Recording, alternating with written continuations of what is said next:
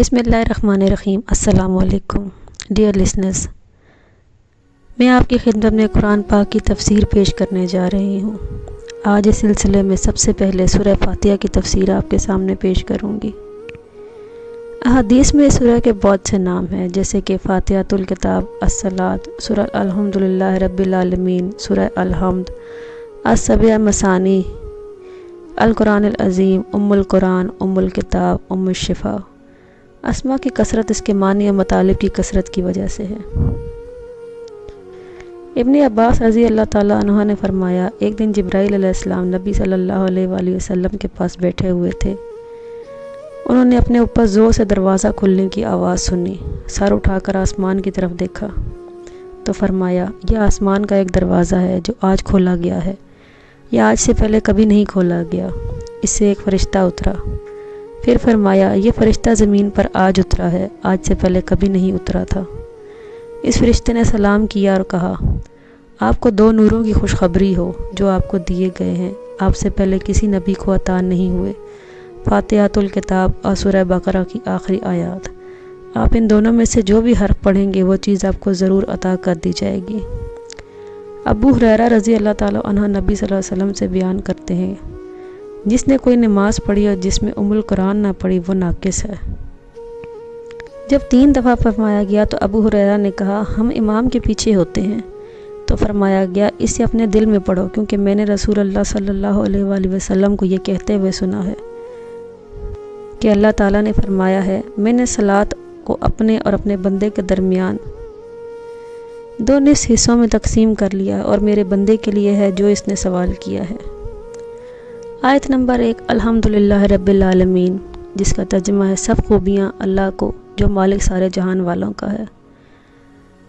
الحمدللہ کا مطلب ہے سب تعریفیں اللہ کے لیے ہیں، یعنی ہر طرح کی حمد و تعریف کا مستحق اللہ تعالیٰ ہے، کیونکہ اللہ تعالیٰ کمال کی تمام صفات کا جامع ہے۔ احادیث میں اللہ تعالیٰ کی حمد و ثنا کے بہت فضائل بیان کیے گئے ہیں۔ حضرت انس بن مالک رضی اللہ تعالیٰ عنہ سے روایت ہے، نبی اکرم صلی اللہ علیہ وآلہ وسلم نے ارشاد فرمایا، اللہ تعالیٰ بندے کی اس بات سے خوش ہوتا ہے کہ وہ کچھ کھائے تو اللہ تعالیٰ کی حمد کرے اور کچھ پیے تو اللہ تعالیٰ کی حمد کرے۔ حضرت جابر بن عبداللہ سے روایت ہے، حضور صلی اللہ علیہ وآلہ وسلم نے ارشاد فرمایا، سب سے افضل ذکر لا الہ الا اللہ ہے اور سب سے افضل دعا الحمدللہ ہے۔ حضرت انس بن مالک رضی اللہ تعالیٰ عنہ سے روایت ہے، حضور اقدس صلی اللہ علیہ وآلہ وسلم نے ارشاد فرمایا، جب اللہ تعالیٰ اپنے بندے پر کوئی نعمت نازل فرماتا ہے اور وہ نعمت ملنے پر الحمدللہ کہتا ہے تو یہ حمد اللہ تعالیٰ کے نزدیک اس دی گئی نعمت سے زیادہ افضل ہے۔ للہ کا مطلب ہے اللہ کے لیے۔ اللہ اس ذات اعلیٰ کی عظمت والا نام ہے جو تمام کمال والی صفتوں کی جامع ہے، اور بعض مفسرین نے اس لفظ کے معنی بیان کیے ہیں، جیسے اس کا ایک معنی عبادت کا مستحق ہے، دوسرے معنی ہے وہ ذات جس کی معرفت میں عقلیں حیران ہے، تیسرا معنی ہے وہ ذات جس کی بارگاہ میں سکون حاصل ہوتا ہے، اور چوتھا معنی ہے وہ ذات کی مصیبت کے وقت جس کی پناہ تلاش کی جائے۔ رب العالمین کا مطلب ہے سارے جہان کا مالک۔ لفظ رب کے کئی معنی ہیں، جیسے مالک، معبود، ثابت، مسلح، اور بتدریج مرتبہ کمال تک پہنچنے والا۔ اللہ تعالیٰ کے علاوہ ہر موجود چیز کو عالم کہتے ہیں، اس میں تمام مخلوق شامل ہے۔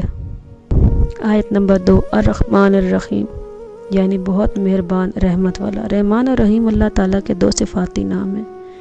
رحمان کا معنی ہے نعمتیں عطا کرنے والی وہ ذات جو بہت زیادہ رحمت فرمائے، رحیم کا معنی ہے بہت زیادہ رحمت فرمانے والا۔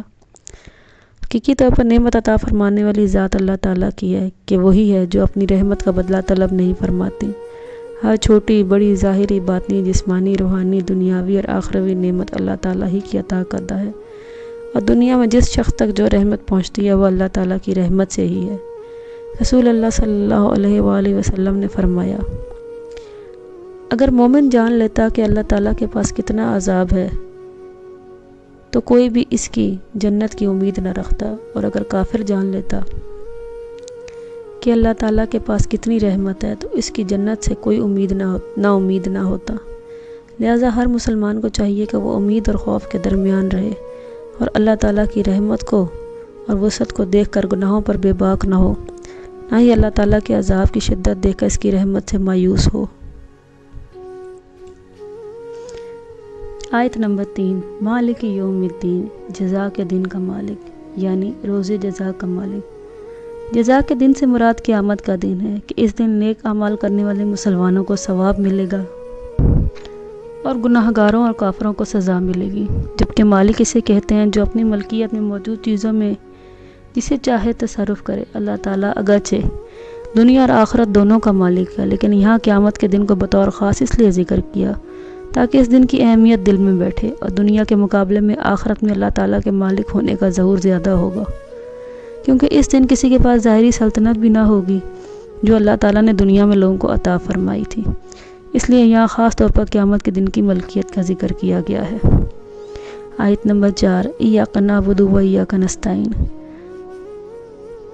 یعنی ہم تیری ہی عبادت کرتے ہیں اور تجھ ہی سے مدد چاہتے ہیں۔ اس آیت کے بارے میں کہا جاتا ہے کہ سارے قرآن پاک کا نچوڑ ہے سورہ فاتحہ، اور پوری سورہ فاتحہ کا نچوڑ ہے یہ آیت، یعنی کہ آسان لفظوں میں کہا جائے تو پورے قرآن پاک کا نچوڑ یہ آیت ہے۔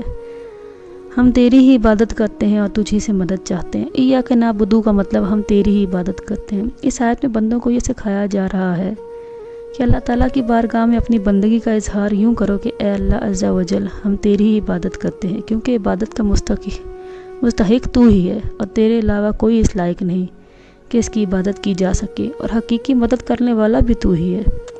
ہمیں اللہ تعالیٰ کی بارگاہ میں اپنی حاجت عرض کرنے سے پہلے اپنی بندگی کا اظہار کرنا چاہیے۔ عبادت کو مدد طلب کرنے سے پہلے ذکر کیا گیا، کیونکہ حاجت طلب کرنے سے پہلے اللہ تعالیٰ کی بارگاہ میں وسیلہ پیش کیا گیا، قبولیت کے زیادہ قریب لاتا ہے۔ وَإِيَّاكَ نَسْتَعِينُ، ہم تجھ ہی سے مدد مانگتے ہیں۔ اللہ تعالیٰ کی ہی ذات ایسی ہے جسے حقیقی طور پر مدد طلب کی جائے۔ اعلیٰ حضرت امام رضا خان رحمۃ اللہ علیہ فرماتے ہیں، حقیقی مدد طلب کرنے سے مراد یہ ہے کہ جس سے مدد طلب کی جائے اس سے بذات قادر، مستقل مالک اور غنی بے نیاز جانا جائے۔ اللہ تعالیٰ کے علاوہ کسی اور کے بارے میں یہ عقیدہ رکھنا شرک ہے۔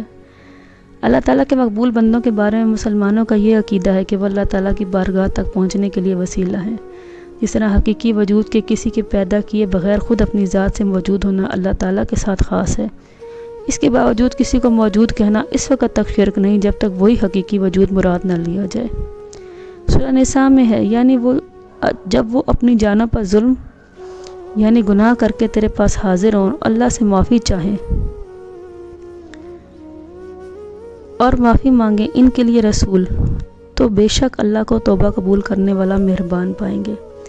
اس آیت میں بندوں کو ایک اللہ سے مانگنے، اسی کے سامنے عاجزی کرنے اور اپنی تمام عبادات اسی کے لیے خاص کرنے کی تعلیم دی ہے، اور اپنے آپ کو مکمل طور پر اسی کے حوالے کرنے، اسی پر توکل کرنے اور اسی سے مدد مانگنے کی تلقین کی ہے۔ آیت نمبر 5، اہدنا الصراط المستقیم، ہمیں سیدھے راستے پر چلا۔ اس آیت میں ایک دعا سکھائی جا رہی ہے۔ صراط مستقیم کے معنی ہے سیدھا راستہ، یعنی اسلام کا سیدھا راستہ۔ اس آیت سے 3 باتیں معلوم ہوتی ہیں۔ ہر مسلمان اللہ تعالیٰ سے سیدھے راستے پر ثابت قدمی کی دعا مانگے، کیونکہ اللہ تعالیٰ نے ارشاد فرمایا ہے،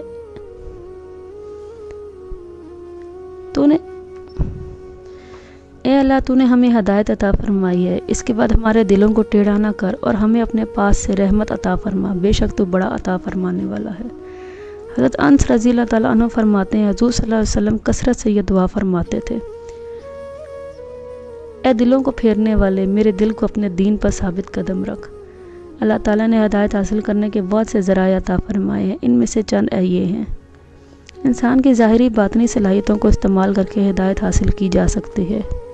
آسمان و زمین میں اللہ تعالیٰ کی قدرت و وحدانیت کی نشانیوں پر غور کر کے ہدایت پا سکتا ہے۔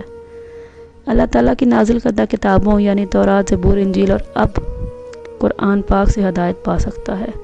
انبیاء کرام ہمارے نبی حضرت محمد صلی اللہ علیہ وسلم قیامت تک آنے والے تمام لوگوں کے لیے ہدایت کا ذریعہ ہیں۔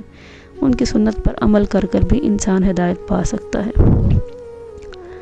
آیت نمبر 6، صراط الذین انعمت علیہم، راستہ ان کا جن پر تو نے احسان کیا، غیر المغضوب علیہم ولا الضالین، نہ کہ ان کا جن پر غضب ہوا اور نہ بہکے ہوئوں کا۔ ان آیات کی تفسیر یہ بیان کی جاتی ہے کہ ان لوگوں کا راستہ جن پر تو نے احسان کیا، یعنی ان لوگوں کا راستہ جن پر اللہ تعالیٰ نے اپنا فضل فرمایا۔